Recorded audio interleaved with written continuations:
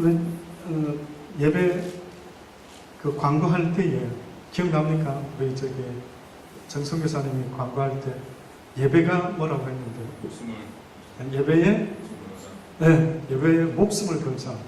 근데 갑자기 그 말을 듣는데요, 저 머릿속에는 뭔가 그림이 뭐 하나 그려졌는데 무슨 그림이 그려졌느냐면, 그래, 예배 시간에는 영적인 양식을, 밥을 먹는 시간 아닙니까? 그렇죠? 만약에 여러분 비싼 뷔페집에 이렇게 갔어요.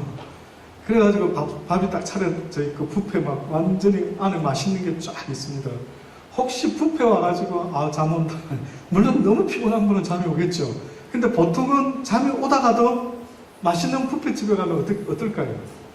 막 생기가 돌면서 막 군침이 돌면서 침이 돌고 눈이 막 반짝반짝하면서 야 뭐 먹을까 막 이런 거 있죠. 뭐 먹다가 잠이 들고 뭐 조금 있다 잠 이런 게 없단 말이죠. 근데 과연 우리가 하나님 말씀을 사모할 때 정말로 목숨 건 말씀을 듣고자 하는 그 간절함이요, 우리에게 필요하지 않을까. 그래서 그런 뜻에서 어떻게 보면은 눈에 보이는 음식은 막 눈에 보이니까 내 육신이 막 아주 놀라워하면서 좋아하는 것처럼 보이지 않는 영의 양식을 내가 지금 보는 듯이 믿음으로 바라보고 있다면 어떤 영의 자세가 되어야 될까 한번 생각이 들더라고요. 아무쪼록 여러분 이 시간에 저는 저를 보지 마시고 저를 통해서 하나님이 여러분의 갈급한 그 심령 위에 생명의 양식을 얻을 수 있는 그 은혜가 여러분에게 있게 되기를 간절히 주의 이름으로 축원합니다. 결국은 하나님의 사람들을 우리는 믿음의 사람이라고 말하고요, 믿음의 사람이라는 것은 곧 하나님의 말씀에 순종하는 사람을 말합니다. 하나님의 말씀에 순종한다라는 그 사람은 곧 하나님과 동행하는 사람이다라고 말해도 틀리지 않겠습니다. 동의하십니까? 다시요. 믿음의 사람이라고 하는 사람은 여호와의 말씀에 순종하는 사람을 말하고요, 순종하는 사람을 우리는 가리켜서 뭐라고요? 하나님과 동행하는 자이다. 왜 제가 이렇게 동의를 내리느냐면, 방금 읽었던 믿음에 대한 히브리서 11장에 보면 믿음으로 에녹은 죽음을 보지 아니했다라고 그렇게 이야기했죠. 근데 원래 에녹 이야기가 별로 성경에 없는데 창세기 5장에 보면은 에녹 이야기가 나옵니다. 창세기 5장 24절에 보면 에녹이 하나님과 동행하더니 하나님이 그를 데려가심으로 세상에 있지 아니하였더라. 이 말밖에 없어요. 그러니까 창세기 사람 에녹인데, 이 에녹이 다른 사람은 누가 몇 살을 살았고 누가 몇 살을 살았고 누가 몇 살을 살았다 이렇게 쭉 족장들을 이야기하고 있다가요, 갑자기 에녹이 딱 등장하는데 에녹을 소개하는데 방금 같이 이렇게 소개한 겁니다. 에녹이 하나님과 동행하더니 하나님이 그를 데려가심으로 그가 세상에 있지 아니하였더라.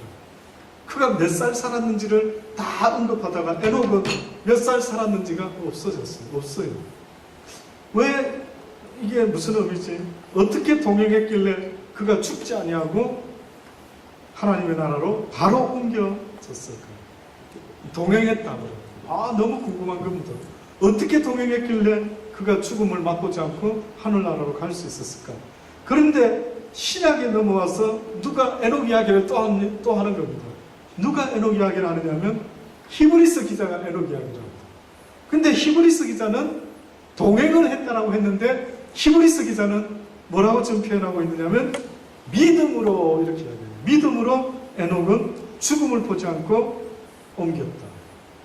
그러면 자, 믿음도 나왔고 동행도 나왔습니다. 이제 아까 전에 말씀드린 대로 순종이 나와야 되죠. 도대체 어떻게 살았길래 그들이 동행을 했을까요? 노아 할아버지를 한번 그 다음 봅니다. 노아. 창세기 6장에 나오죠.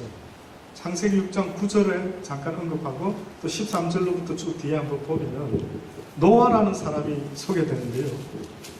노아의 사적은 이러합니다. 노아는 의인이요 당세의 완전한 자라. 그가 하나님과 동행했댔습니다. 당세의 의인이고 완전한 자였고 그가 하나님과 동행합니다. 근데 이제 13절부터 본격적으로 하나님과 노아의 관계 가운데 어떤 관계가 형성이 되기 시작해요.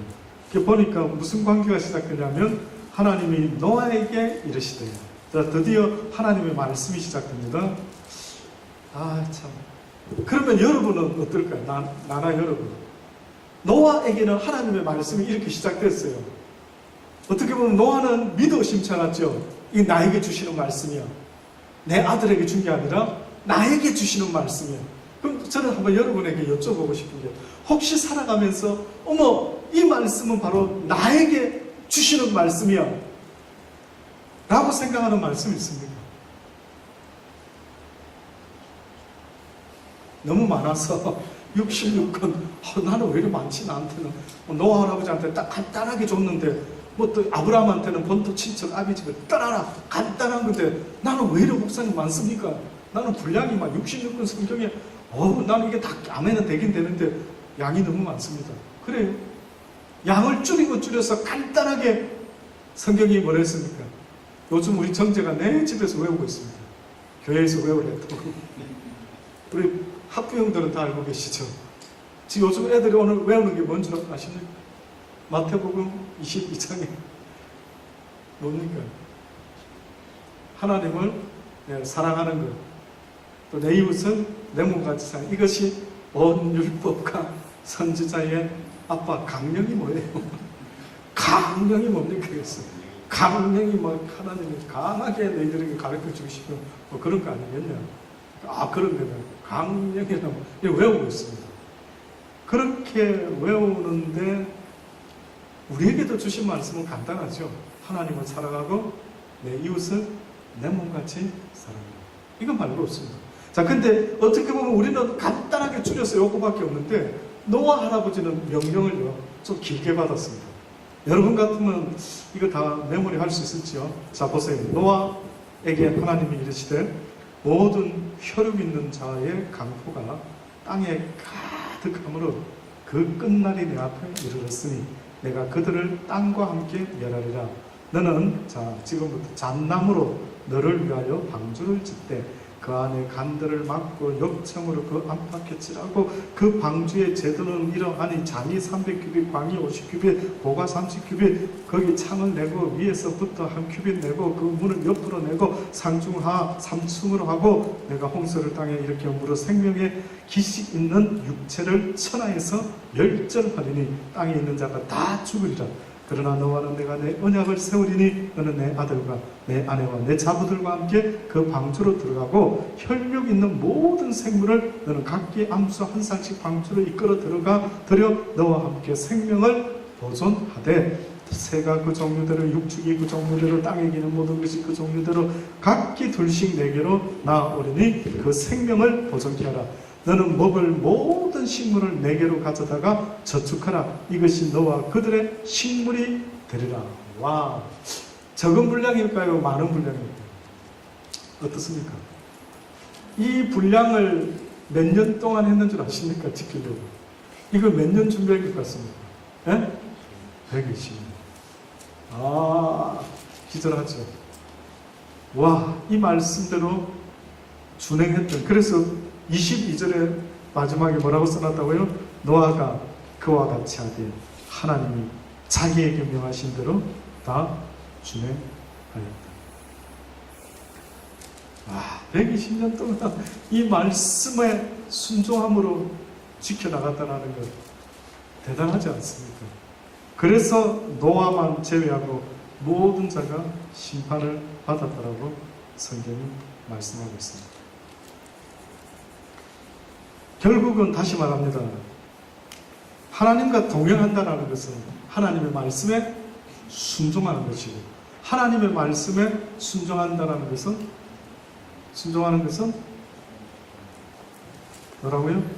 하나님과 동행하는 것이. 아니, 맨 처음에 저 뭐라 그랬죠? 믿음. 믿음은 그렇죠. 믿음은 하나님의 말씀에 순종하는 것이고 하나님의 말씀에 순종하는 자가 하나님과 동행하는 자예요. 아멘 되십니까? 그러니까 결국은 내가 하나님과 동행하고 싶다 할 때에 내가 하나님의 말씀을 목숨 걸지 않으라. 아까 예배에 목숨 걸으라 이렇게 이야기했죠. 그 의미는요, 하나님의 말씀을 간절히 사모하는 자가 돼야 얻어먹을 수가 있다고. 이것도 하나의 영적 룰 같아요. 만약에 저도 저희 아내한테 뭐 맛있는 걸 한번 얻어먹으려고 하면 신경 쓰입니다. 이렇게도 말해보고 오늘 저녁에 해줄라나 좀 기대하고 있다가 또 안 해주면 내일이나 해줄까 싶고 또 슬쩍 기분 안 상하게 눈치 보면서 또 한번 생선조림을 한번 먹었으면 좋겠다 이렇게 또 말하고 얼마나 뭐 한번 얻어먹으려고 신경이 우리 애들도요 뭐 하나 아빠 엄마한테 얻어먹으려고 뭐 하려고 하면은 얼마나 애를 쓰고 있는지 제가 아주 눈에 보이더라고요. 마찬가지로 저는 하나님이 그 룰을 정한 것 같아요. 하나님의 영의 말씀도요 누구한테는 먹여지는 것 같아요. 근데 누구한테 먹여주는가 성경을 봤더니만 여호와를 말씀을 어떻게 하는 자, 사모하는 자에게 내린다고. 그게 다시 표현을 하자면 목마른 사슴이 시냇물을 찾듯이 메마른 영혼이 여호와를 찾는다. 그러면 여쭤볼게요. 여호와를 찾는다. 하나님 어디 계십니까? 주를 보기를 원합니다. 뭐 어쩌고 저쩌고 할 수 있죠. 그것은 엄밀하게 말하면 무슨 뜻인 줄 아십니까? 주여 당신의 말씀이 나에게 먹여지기를 원합니다. 그러면 또 여쭤볼게요. 하나님 말씀이 내게 지금 먹여졌는지 안 먹여졌는지 어찌하는데요? 어찌합니까? 밥은 먹으면 배가 부르니까 그쵸? 목사님 그만 먹겠습니다. 배가 불러요. 그쵸? 한번 여쭤볼게요. 영의 양식을 먹었어요. 주님은 줬다 해서 먹었습니다. 그러면 그 배부른 느낌은 어떻게 느껴지는데요, 도대체가?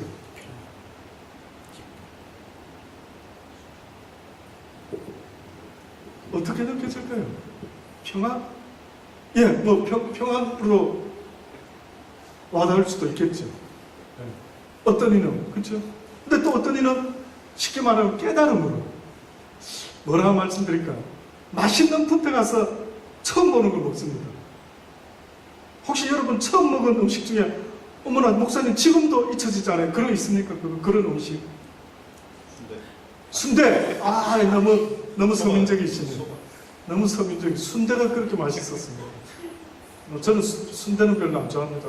근데 우리 사모 때문에 순대를 막 옆에서 하도 좋아하니까 순대를 좀 먹다 보니까 조금씩은 먹습니다만 옛날에는 순대 피채로 먹지 마라 이런 게 있어가지고 별로 안 좋아합니다. 근데 혹시 음식 중에 처음 딱 먹어요. 어머 이렇게 혹시 없습니까? 그런 거? 하나 더 얘기해. 예, 하나 더 해도 됩니다. 이거 제목지 했는데 먹어보니까 맛있는데. 예. 족발요? 이걸 왜 먹지 했는데 또 의외로 맛있네.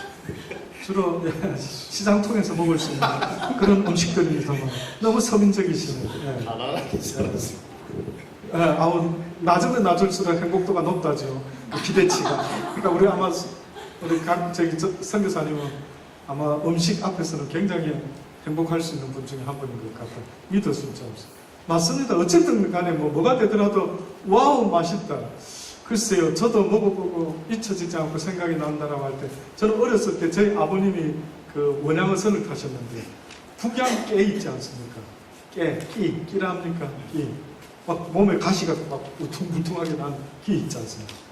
그 한국에 그런 거 보기도 어려울 때 대덕 깨, 끼, 개 이렇게 하는데 그거는 그 비하면은 거기는 어디 이렇게 큰지 지금도 기억이 납니다. 그 깨를 저희 아버님이 먹는 방법을 처음에 잡아왔을 때 뚜껑을 딱 열어가 삶아가지고 그 뚜껑에다가 밥을 선원들이 먹는 방법을 가르쳐 주세요.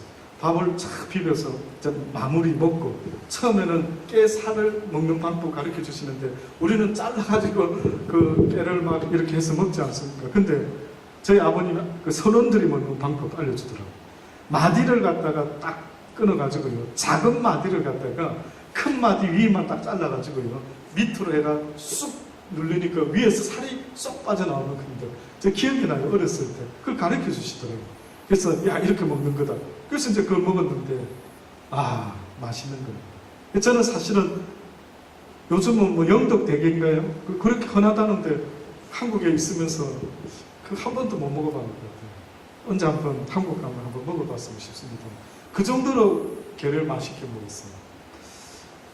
사모하게 되었죠. 와 맛있다. 근데 성경의 진리의 말씀이요. 제가 볼 때는 이것보다 더 대단해야 될 것 같습니다. 다시 말하면은 하나님의 진리의 말씀을 들었을 때에 깨달았을 때에 와 맛있다 이것처럼요. 와 이렇구나 이런 거였구나. 내가 그래서 힘들었구나. 내가 그래서 지금까지 쏘가왔구나. 내가 그래서 영적으로 자유하지 못하고 늘 그 무엇인가에 얽매여 있었구나. 그러니 여러분이 살아가면서요 진리가 너희를 자유케 하리라 했으니 하나님의 말씀을 통해서 어떤 증상이 일어나는데 아까 평안이라고 했는데 그 평안이라는 것은 어떤 식의 평안이냐면은 점점 세상의 것이 다 끊어지는데도 점점점 평화로운 겁니다. 세상 것이 끊어지는데 더 평화로운 겁니다. 돈이 없어지는데도 건강이 없어지는데도 그 무엇이 없어지는데도 불구하고 하나님의 말씀이 나를 자유케 만드는 것입니다. 근데 여러분이 자꾸 실수하는 거는요 내가 평안하고 내가 모든 것에 자유할 수 있는 근본 소스는 내 자신이 아닙니다. 내 의지가 안 된다고. 내 의지 갖고 여기 물컵이 있는데 물을 담았기 때문에 물컵이라고 그러죠. 여기다 콜라를 따르면 콜라컵이 됩니다. 다시 말하면 나는 컵에 불과한 존재돼요. 나는. 근데 내 마음에 심령에 하나님의 말씀을 담아요. 그러면은 나는 하나님의 사람이 된단 말이에요. 그러면은 믿음의 사람, 순종의 사람, 이제 하나님과 동행하는 사람이 되는데 그때서야 비로소요 그 사람은 그 세상의 어떤 것에도 두려워하지 아니할 수 있는 그 평안을 얻을 수가 있게 됩니다. 그러니까 내가 평안하고 싶어 목사님 나도 그렇게 살고 싶어 해서 되는 건 얼마나 좋겠습니까? 그게 안 되더라고요. 해보니까. 그럼 내가 길을 쓰고 불안과 두려움과 떨림이 오지 않으려고 하면 여호와의 말씀을 붙잡고 주야로 묵상하는 방법 말고는 있으면 가르쳐 주세요. 저한테. 저도 그래 보게요. 신기한 거는 하나님의 말씀을 조금만 멀리 하게 되면은요 곧바로 뭔가 허한 증상이 일어나요. 그러니까 내가 나대면 여호와의 말씀은 그 은혜로 말미암습니다. 그래서 여러분 꼭 잊지 마세요. 하루 3끼 3끼를 밥을 챙겨서 먹을 정도로 한다면 여러분의 영의 양식이 되는 하나님의 말씀을 주야로 먹어야 됩니다. 주야뿐만이 아닙니다. 어떻게 보면 24시간 틈만 나면 성경을 읽고 듣고 그 가운데 지켜야 합니다. 저희 집에 혹시나 저희랑 같이 생활하면 우리 사모가 틀어놓는 오디오가 있습니다. 설교 아마 24시간 그 웬만하면 하루 종일 안 듣고 싶어도 듣게 되는 주의 종들의 설교 말씀을 듣습니다. 거짓말같이 제가 볼 때는 저 사람은 나보다도 더 설교 말씀을 더 많이 듣나 싶을 정도로 저희가 이제 설교를 준비하는 시간도 있고 뭐 하는데 저 사람은 오늘은 유독 집에서 나와서 여기 오는 시간에도 또 설교를 틀어놓고 듣고 오더라고요. 혹시 그런 애를 써보시는, 그래서 그게 습관이 되신 분 있습니까? 하루에 말씀을 얼마나 읽습니까? 저도 진짜 목사만 아니었으면 그렇게 성경을 많이는 읽지 못했을 텐데 저 딴에는 애를 씁니다. 저는 집중이 안 되고 좀 힘들 때는 좀 릴렉스 시간을 가집니다. 좀 누워서 설교를 듣는다든지 뭐 좀 뉴스를 보든지 뭐 다큐멘터리를 좀 한번 보든지 합니다. 나름대로 이것저것. 근데 집중이 되고 머리가 맑을 때는 저는 저 나름대로는 보니까 거의 뭐 100%라고는 말하기 어렵지만요. 내 머리 상태가 건강 컨디션이 좋다 싶을 때는 그래도 저는 성경을 좀 뒤지는 것 같아요. 그래서 수요일 날 말씀을 뭘 전하지? 주일날 무슨 말씀을 전하지? 이렇게 해서 또 성경을 저 딴에는 또 뒤져보고 또 생각해보고 무슨 뜻이 있을까요? 또 아버지에게 왜 요한은 이렇게 썼죠? 이런 말을 하죠. 또 생각하고 묵상해보고 사모하는 자의 것이더라고요. 복음을 제대로 전한다 하는 것도 먼저는 사모함이 있어야죠. 내 자신부터가 어떻게 보면 하나님의 진리의 말씀을 원하는, 그래서 내가 먼저 은혜를 받아라 하시더라고요. 네가 설교를 위하여 설교 준비를 하지 말고 네가 은혜를 받으면은 내가 너를 통해서 나의 말을 증거할 수 있도록 그렇게 역사하겠다 하시는 그 말이 진리가 맞더라고요. 저는 뭘 할 수 있는 존재가 아닙니다. 저는 내 영혼 하나라도 살면은 하나님이 나를 통해서 하시고자 하는 일을 하시겠다 하니까요. 날마다 내 영혼을 걱정하면서 내 영혼아 내 영혼아 이 영혼이야 이 영혼이야 매일 싸웁니다. 영적으로 누군가가 섭섭한 마음 들어오려고 하고 누군가를 갖다가 막 밉게 생각하고, 가만히 있어 보세요. 쑥 내 마음속에 무슨 생각이 쑥 들어오는데 갑자기 누가 미워지려고 미울 이유를 찾는 거예요. 혹시 그런 거 못 느끼셨습니까? 누군가가 갑자기 떠오르면서 어머 그 사람 좀 미운 것 같아, 좀 섭섭한 것 같아, 나한테만 왜 그러지? 뭐 그런 식의 뭐가 쑥 들어오지 않던가요?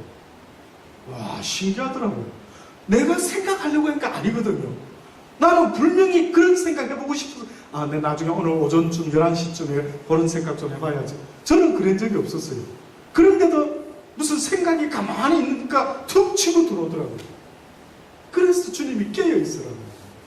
그래서 항상 깨어서 하나님의 여호와의 말씀을 주야로 묵상하라. 어렸을 때부터 습관이 들였어야 되는 거예요. 그래서 이스라엘 백성들에게 모세를 통한 율법의 말씀을 어렸을 때부터 너의 백성들에게 성경이 뭐랬습니까? 가르치라고 했어요. 그래서 길에 가든지 그 어디 뭐 앉았든지 설든지 강론하고 또 이야기하고 문지방에 드나들고 문설주에 문지방에 뭐 손등에 이마에 여호와의 말씀을 날마다 적고 아주 잊어먹지 않도록 그렇게 만들어가요.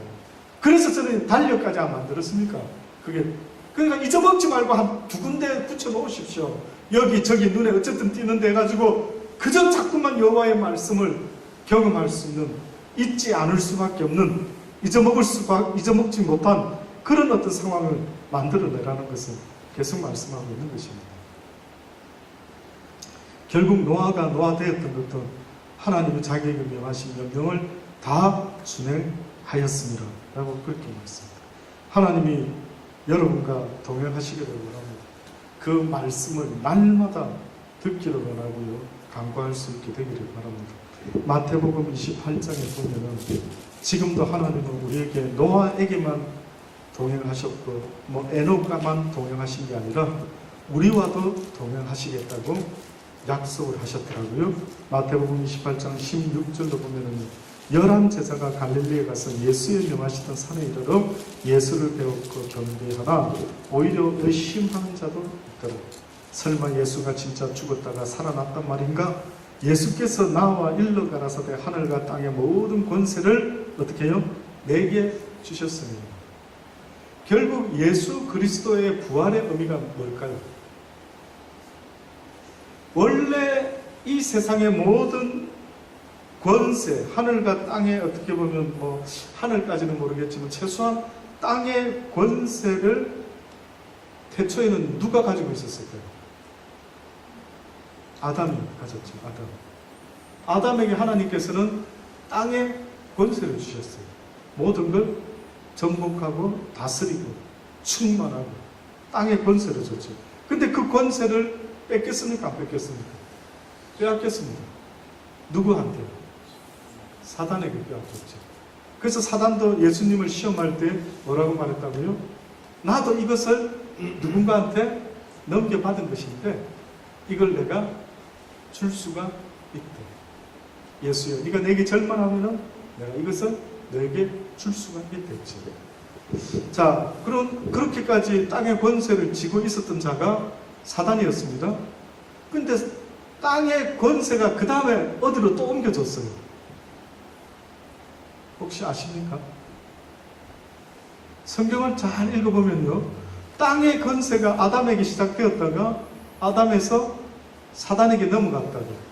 그래서 사단이 예수님을 그렇게 자신만만하게 나도 넘겨받은 것이라 네가 이 땅에서 나한테 경배만 하면 막 줄 수 있는 거 다 줄 수 있다. 이렇게까지 장담했죠. 약속했죠. 자, 그런데 그게 예수님한테로 넘어갔대요. 어떤 증거로 예수님에게 넘어가게 됐을까요? 사단의 권세가 예수님에게 빼앗겨 버렸답니다. 그러면 사단이 인간에게 죄를 짓게 만들므로 무슨 권세를 가지게 되었다고요? 이 세상의 권세도 가졌지만 사망의 권세를 가졌어요. 아시겠습니까? 사단이가 아담한테 뺏은 권세가 있는데 어떻게 보면 이 세상의 부귀영화를 다 줄 수 있는 권세를 가졌죠. 근데 그 권세를 뺏으면서 죄지은 인간에 대해서는요, 어떻게 할 수 있는 권세가 있냐면 죽일 수 있는 권세가 있어요. 살리는 권세는 없습니다. 사단이가 살리는 권세는 없는 것 같아요. 근데 사망으로 죽이는 권세는 그가 얻었던 것 같아요. 그래서 모든 일을 다 죽입니다. 죽일 수 있습니다. 권세가 있다 보니 살리지는 못해도. 그 누구까지 죽이게 됩니까? 예수 그리스도까지 사망의 권세로. 그러니까 육에 갇혀 있는 모든 인간은 누구의 영향을 받고 있냐면 사망의 영향, 곧 사단의 영향을 받고 있어요. 그래서 여러분의 육은요, 죄송한데 누가 통치하고 있답니다. 성경에 의하면 누군가가 여러분의 육신을 통치하고 있대요. 그게 누구냐면은 사단이가 사망의 권세로 여러분을 통치하고 있답니다. 그래서 결국은 여러분을 사망으로 죽게 만드는데, 근데 사망으로 죽게 만들기 전에 먼저 증거를 만들어내는데, 열매를 만들어내는데 사망에 합당한 열매를 먼저 만들어내요. 갑자기 죽이는 게 아니거든요. 이게 어떻게 하면 좋죠? 언젠가 재판장 앞에 섰을 때 모든 인생들이 직고하게 된댔죠. 직고. 내 했던 삶을 고백하게 된댔어요.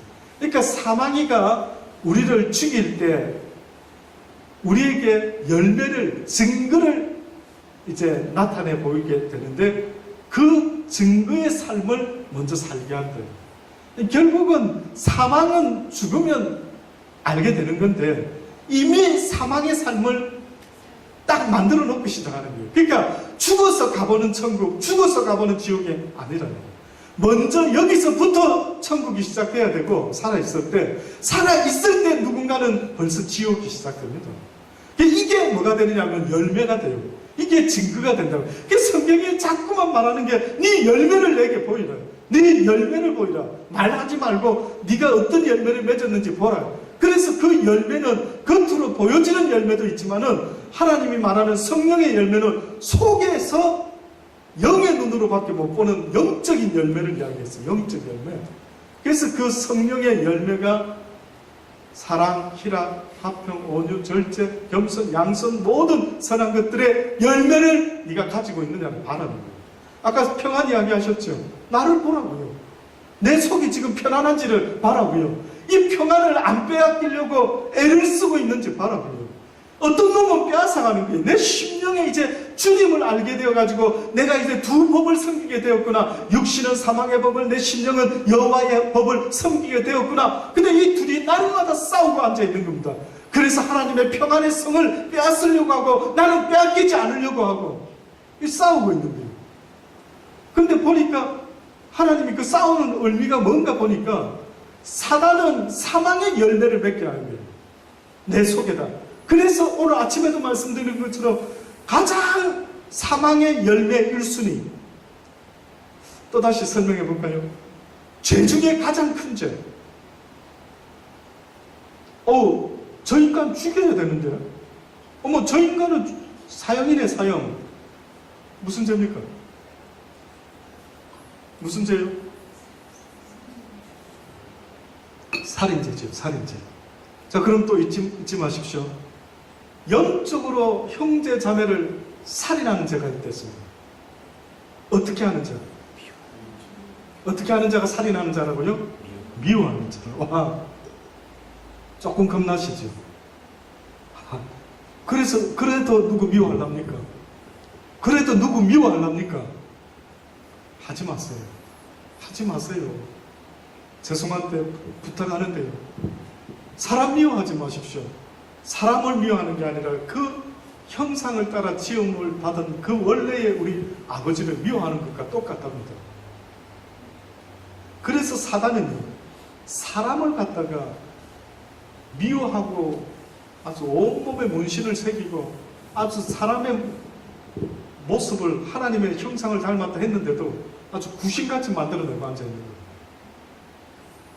미워하지 말고 그 살인하는 거죠. 그러니 가만히 있어 보면요, 이 육의 법과 심령의 법이 날마다 싸우고 앉아있는 겁니다. 가만히 있어 보세요. 저 말이 맞는지. 하나님의 말씀을 주야로 묵상하고 있을 때는 이겨요. 근데 묵상하는 걸 멈추잖아요. 이렇게 가만히 좀 쉬잖아요. 아, 오늘 피곤하다. 오늘은 조금 쉬어야지. 딱 이러잖아요. 그러면은 쉬면은 대번에 무슨 생각이 내가 하려고 안 하는데 들어온다고 했잖아요. 그 생각을 들여다보고 있으면 좋은 생각은 거의 없습니다. 죄송한데. 갑자기 이렇게 쉬고 있는데 어머나 고아원에 가야 되는데 하고 뭐 그런 거. 어머나 누구 좀 도와줘야 되는데 그런 거. 어머나 누구한테 이 맛있는 거 좀 갖다 나눠줘야지 그런 거. 그런 거 생각나는 게 더 많을까요? 아니면 이상하죠. 그래서 보는 겁니다. 이 육에서 올라오는 생각이요, 하나님의 생각인지 사단의 생각인지를 보시면은 감을 잡을 수 있어요. 근데 사도 바울이 보더라고요. 사도 바울 같은 분은 보더라고요. 근데 딱 보니까 육신의 사망의 법이 나를 사로잡아 오는 것은, 사망의 법은 뭡니까? 하나님의 법을 어기는 법인데 그 법은 사람을 미워요. 복잡하게 생각할 거 하나도 없습니다.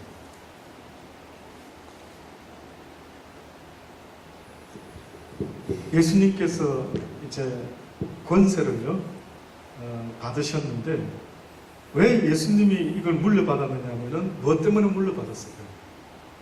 이 사망이 져버렸어요. 사망이 지고 말았어요. 사단이가 예수님한테 졌다. 예수한테 졌다. 딱 이렇게 되고 말았어요. 왜죠? 주님이 사망의 권세를 이기시고 무덤에서 부활을 하셔버렸어요. 그러니까 사망이를 이긴 겁니다. 사망은. 그래 이제는 예수님이 선포를 했죠. 사망아, 네 쏠 것이 어디 있느냐. 마리아야, 마르다야, 온 세상 사람들이 너희가 나를 믿으면은 죽었을지라도 다시 살 것이, 살아서 나를 믿는다면 영원히 죽지 아니하리라. 이것을 네가 믿을 수 있겠느냐. 이렇게 물어보시고. 그러니 어마어마한 이야기죠, 이게. 와, 60, 70 살다가 인생 끝나는 건데 영원한 세상이 우리를 기다리고 있더라고. 근데 그 유일한 그 길이 바로 예수 그리스도를 믿는 자, 예수 그리스도의 말씀에 순종하는 자, 예수 그리스도와 동행하는 자, 그가 바로 이 영원한 생명을 얻게 된답니다. 그래서 부활하신 주님이 이제 내가 이 하늘과 땅에, 땅뿐만 아니라 하늘의 모든 권세를 아버지가 다 주셨습니다. 이러므로 너희는 가서 모든 족속으로 제자를 삼아 아버지와 아들과 성령의 이름으로 뭐를 주라고요? 세례를 주고 내가 너희에게 분부한 모든 것을 어떻게 해요? 가르쳐 지키게 하라. 가르쳐 지키게 하라. 지금 이 순간에도 수많은 교회가 가르치는 것은 어마어마하게 잘하는지 모르는데 지키게 하는 것은 이건 어떻게 하는 건지 심히 한때는 괴로웠습니다. 저도 지금 목사지만요, 우리 선교사님도 매일같이 이 강의를 하고 가르치고 막 가르치죠. 근데 지키게 하는 거는 뭐 어떻게, 뭐 어찌해야 됩니까? 예? 이거 같이 지키는지 안 지키는지를 이거 뭐 합숙을 해야 되나 어찌 해야 됩니까? 예? 비디오 CCTV를 뭐 장치를 해가지고 허영우 전도사가 지키나 안 지키나 보자. 말씀대로 사나 안 사나 한번 찍어서 딱 확인해. 24시간 지키게 하는 거는 도대체 이거 나는 못하지만 주의 보혜사 성령이 지킬 수 있도록 생각나게 하고 간섭한답니다. 그래서 그 보혜사 성령께서 이 종의 입을 통해서 저는 전하면 그뿐이요, 이제 그 말씀을 사모하는 자들에게 보혜사 성령이 친히 역사를 하겠답니다. 그래서 그 말씀을 붙잡고 지킬 수 있는 그것이 되어야 됩니다. 그렇게 될 때까지 내가 세상 끝날까지 너희와 항상 함께 있으리라. 아멘 되십니까? 아무리 힘들고 어려워도요, 잊지 마세요. 아버지 내 옆에 계시지요. 지금 내 소리 듣고 계시지요. 내 신음소리도 듣고 계시지요. 오늘 아침 시간에 말씀드렸던 그 기장이 그 위급한 상황에서도 아버지 아마 나를 이제 하늘나라 영원한 생명으로 데려가시려고 이렇게 준비하고 계신 건가요? 그러면 그렇게 이루어지게 하옵시고, 그게 아니라면 저들이 나를 죽일 수 없을 줄 나는 믿습니다. 와, 그럴 때 아버지가 부르셨으면 좋겠다 싶을 정도로요, 그러한 생각을 할 때가 한두 번이 아닙니다. 한 가지 예화를 하나 전해드리기 원합니다. 리빙 스톤이라는 사람, 제가 국민학교 때인가요, 중학교 때 아프리카에 슈바이처 박사가 있었다면 또 리빙스턴이라는 이런 훌륭한 분이 있었는데, 그가 어느 날 영국 글래스고 대학이라는 곳에서 아마 83세의 노인의 몸으로 학생들에게 강의를 아마 했었던 말이에요. 빅토리아 포크, 저는 가보지 않았지만 그런 아프리카에 어떻게 보면은 아주 놀라운 것들을 소개하고 전하고 알리고 이렇게 교류를 만들어낸 좀 아프리카 문명화의 선구자라고까지 칭함을 받는 그 리빙스톤이라는 그분이요, 제가 알기로는 평생을 한 56년 동안이나 그의 일생의 대부분을 아프리카에서 보냈습니다. 제가 얼마 전에 바누아투를 한번 갔다 왔는데 살기 어렵더라고요. 그분들 신발도 없고요. 막 그분들하고 살아야 될 때는 진짜 하나님의 명령이 있든지 뭔가 하나님과 함께 동행하는 것 같으면 가능하지, 나 혼자 가 있어라 이러면 정말 힘들 것 같아요. 근데 이분은 아프리카에 그 당시 때에 한 56년 동안이나 살았거든요. 근데 그분이 어떻게 보면 아마 여러 말을 많이 하셨을 텐데, 많은 사람들의 입에서 또 전해지고 전해지는, 그분은 이런 생각 속에 그 일을 할 수 있었구나 하고 전해지는 이야기가 있다고 합니다. 그 이야기가, 그 고백이 바로 이런 것입니다.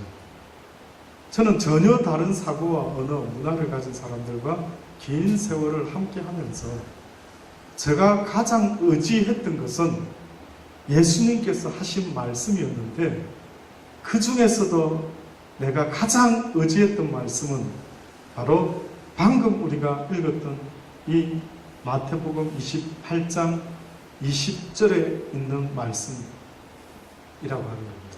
그게 바로 내가 세상 끝날까지, 이 세상 끝날까지 너와 함께 하리라. 이게 바로 그 힘든 놀라운 일을 하신 리빙스턴이라는 분이 했던 고백이랍니다. 저희도 그거를 잘 알면서도 그죠, 가끔 나 혼자 있는 줄 같고, 주님 지금 내 소리 듣고 계시나? 주님 나의 신음소리를 듣고 계시나? 자꾸 이 생각이 들어오는 겁니다. 주님과 늘 동행하실 수 있는, 주님은 나와 늘 동행하기를 원하시는데 아직도 내가 주님과 동행하지 못하고 있지는 않는지 생각해 보시면서요, 늘 동행하며 사는 저와 여러분 되시기를 주의 이름으로 축원합니다. 좋으신 아버지 하나님 감사합니다. 오늘 이 시간에도 다시 한번 저희들이 육신은 피곤하고 힘든 시간이었지만 애를 쓰고 노력하면서 예배의 말씀에 이렇게 목숨을 걸다시피 애쓴 우리의 마음은 주님 잘 아실 줄 믿습니다. 아버지, 이제 피곤한 가운데 이제 오늘 주님 주일을 다 마치고 이제 돌아가려고 합니다. 아버지, 돌아가기 전에 다시 한번 기도할 수 있는 힘을 더하여 주옵소서. 주님과 동행하기 원합니다. 믿음이 있노라라고 말할 수 있다면 주의 말씀에 순종할 수 있어야 될 줄 믿습니다. 네가 나를 사랑하냐? 내 계명을 지키는 자라야 너가 나를 사랑하는 줄 내가 안다라고 하신 것처럼 아버지의 말씀에 순종하며 살아갈 수 있는 우리의 삶이 되게 도와 주옵소서. 우리 주신 말씀 잠시 붙잡고요. 한번 하나님께 동성으로 기도하는 시간 드리기 바랍니다.